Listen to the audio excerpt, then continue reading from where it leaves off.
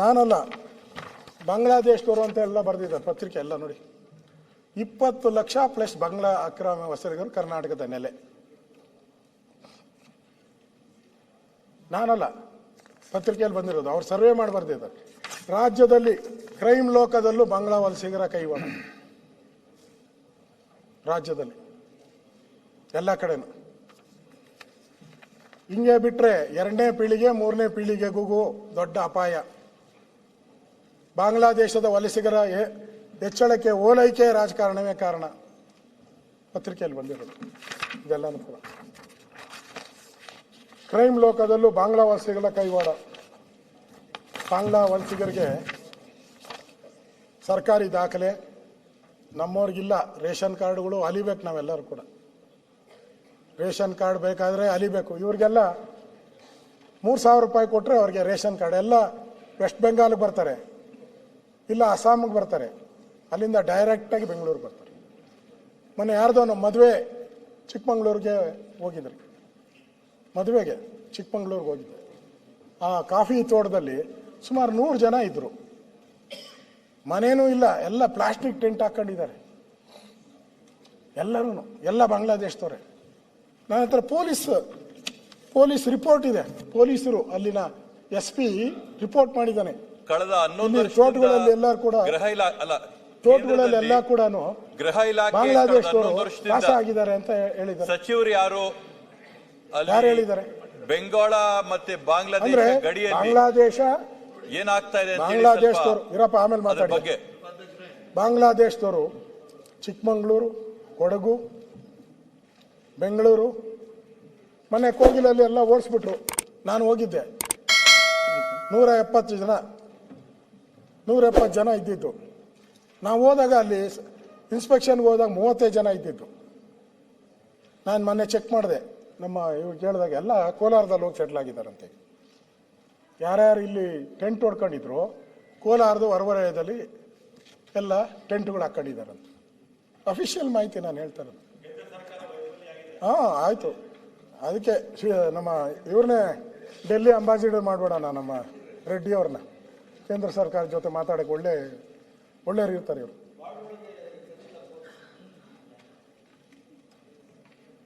ಹಾಸನಕ್ಕೆ ಬಂದು ಇಲ್ಲಿ ರೆಕಾರ್ಡ್, ಹಾಸನಕ್ಕೆ ಬಂದು ಬಾಂಗ್ಲಾ ಅಕ್ರಮ ವಲಸಿಗರಿಗೆ ಅನುಶ್ರೀ ಅವರ ನಕಲಿ ದಾಖಲೆ ಸೃಷ್ಟಿ ಕೊಡುತ್ತಿದ್ದರು.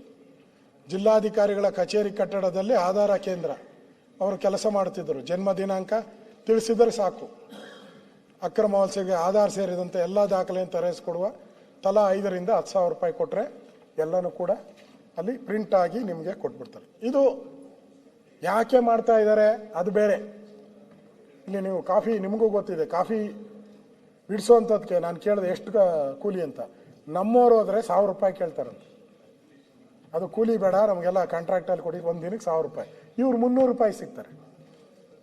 ಆ 300 ರೂಪಾಯಿ ಆಸೆಗೋಸ್ಕರ ಇವತ್ತೆಲ್ಲ ಕಾಫಿ ಪ್ಲಾಂಟೇಶನ್ಗಳಿಗೂ ಕೂಡ ಇವತ್ತು ಅಕ್ರಮ ಬಾಂಗ್ಲಾದೇಶಿಯರು ಬರ್ತಾ ಇದ್ದಾರೆ. ಕ್ರೈಮ್ ಜಾಸ್ತಿ ಆಗ್ತಾ ಇದೆ. ಇದೆಲ್ಲ ಪೊಲೀಸ್ ರಿಪೋರ್ಟಲ್ಲೇ ಬಂದಿರೋದು, ನಾನು ಹೇಳ್ತಾ ಇರೋದು.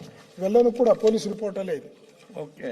ಅದರಿಂದ ಕೊನೆಯದಾಗಿ ನಾನು ಅಧ್ಯಕ್ಷರೇ, ಈ ಕೋಗಿಲು ವಿಚಾರವಾಗಿ ಸರ್ಕಾರ ಯಾವ ರೀತಿ ಮುಗಿಸ್ಬಿಡ್ತೀನಿ, 10 ನಿಮಿಷ ಮ್ಯಾಕ್ಸಿಮಮ್ ಅಷ್ಟೇ.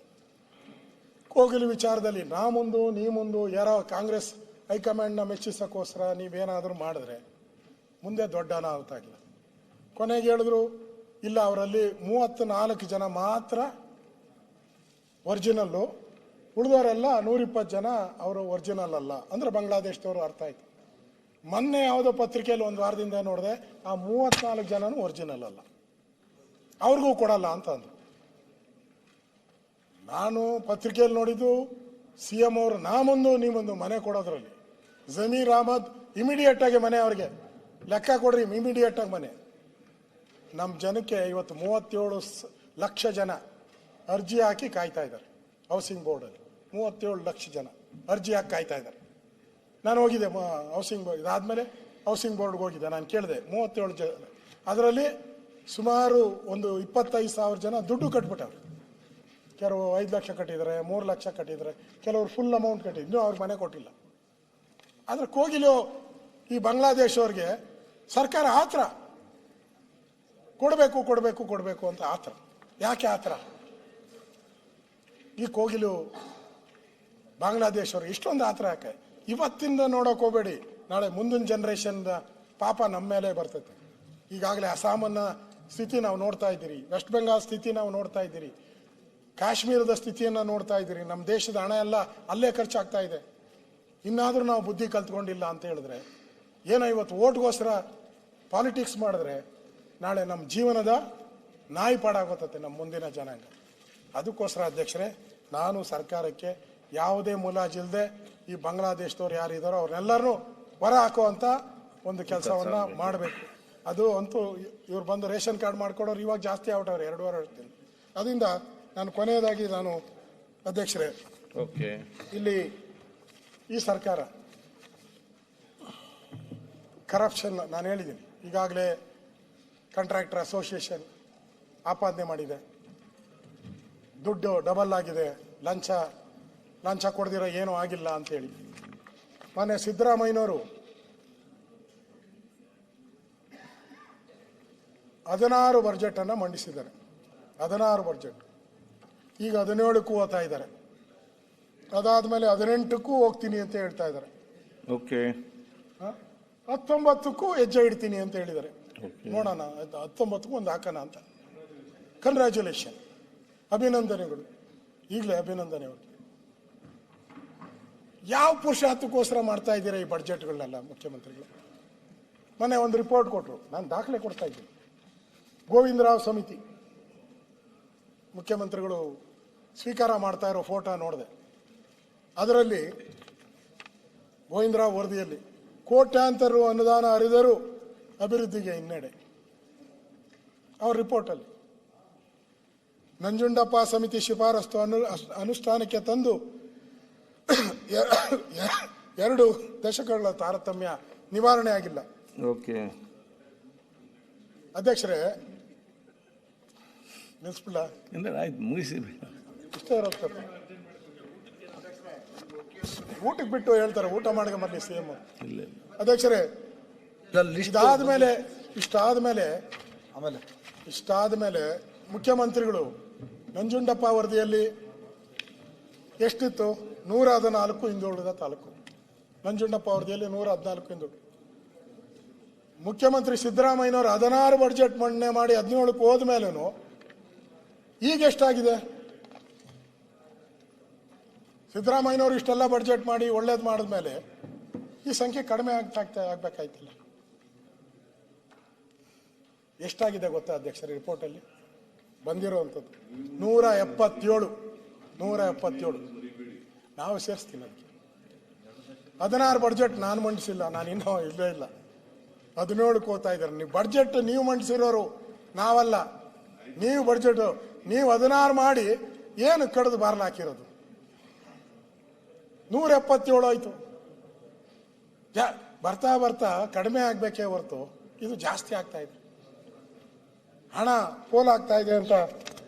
ಈ ಹಣಕ್ಕೆ ಯಾರು ಇಷ್ಟೊಂದು ಹಣ ಪೋಲಾಗಿದೆಯಲ್ಲ, ಹಿಂದುಳುವಿಕೆ ಹೆಚ್ಚಾಯಿತು, ಅನುದಾನ ಹರಿದರೂ ಅಭಿವೃದ್ಧಿ ನಿಂತಿದೆ.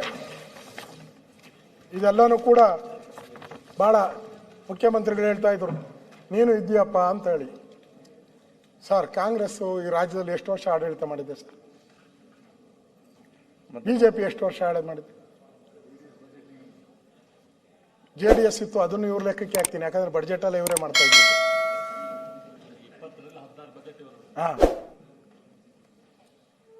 ನಾವಿದ್ದಿದ್ದು ಬೊಮ್ಮಾಯಿ ಆ ಟೈಮಲ್ಲಿ 3.25 ವರ್ಷ ಅಲ್ಲ? ಅಲ್ಲಿ ಎಲ್ಲ ಸೇರಿಸಿ ಯಡಿಯೂರಪ್ಪ, ಜಗದೀಶ್ ಶೆಟ್ಟರು ಎಲ್ಲ ಸೇರಿಸಿ 5 ವರ್ಷ. ಎಷ್ಟಾಯ್ತು? 8.25. ಇನ್ನು ತುಂಬಲೇ ಇಲ್ಲ, 9ಕ್ಕೂ ತುಂಬಲಿಲ್ಲ. ನೀವು ಅದೆಲ್ಲ ನಿಮ್ಮ ಲೆಕ್ಕಕ್ಕೆ ಸೇರಿಸ್ಬಿಟ್ಟಿದ್ದೀನಿ. ನಾವು 20 ಅಷ್ಟೇ, 20 ಮಾಡಿದ್ಮೇಲೆ ಅದು ಸೇರಿಸ್ಕೊಂಡ್ರೂ 1 ವರ್ಷ 14 ತಿಂಗಳು. ಅಂದರೆ ರಾಜ್ಯವನ್ನ ಬಹಳಷ್ಟು ದೀರ್ಘವಾಗಿ ಆಳದಂಥದ್ದು ಕಾಂಗ್ರೆಸ್ ಪಾರ್ಟಿ. ಅಷ್ಟೆಲ್ಲ ದೀರ್ಘವಾಗಿ ಆಡಳಿತ ಮಾಡಿದ್ರು 114 ಇದ್ದಿದ್ದು ಅಟ್ಲೀಸ್ಟ್ 100 ಒಳಗಡೆ ಏನಾದರೂ ಬರಬೇಕಾಯ್ತಲ್ಲ. 177 ಅಂದರೆ ನಾವು ಹಿಂದುಳಿದವರಿಗೆ ಇನ್ನೂ ಜಾಸ್ತಿ ಹೋಗ್ತಾನೆ ಇದ್ದೀರಿ, ಹಿಂದುಳಿತಾ ಇದ್ದೀರಿ ಅನ್ನೋದಕ್ಕೆ ಇದಕ್ಕಿಂತ ಸಾಕ್ಷಿ ಬೇಕಾ? ಲೇಟೆಸ್ಟ್ ಹಾಗೂ ಇಂಟ್ರೆಸ್ಟಿಂಗ್ ಸುದ್ದಿಗಳಿಗಾಗಿ ಬಾಸ್ ಟಿವಿ ಕನ್ನಡ ಚಾನೆಲ್ನ ಸಬ್ಸ್ಕ್ರೈಬ್ ಮಾಡಿ. ಹಾಗೆಯೇ ಬೆಲ್ ಐಕಾನ್ ಪ್ರೆಸ್ ಮಾಡಿ. ಇದರ ಜೊತೆಗೆ ಫೇಸ್ಬುಕ್, ಇನ್ಸ್ಟಾಗ್ರಾಮ್, ಎಕ್ಸ್ನಲ್ಲೂ ಮಿಸ್ ಮಾಡದೆ ಫಾಲೋ ಮಾಡಿ.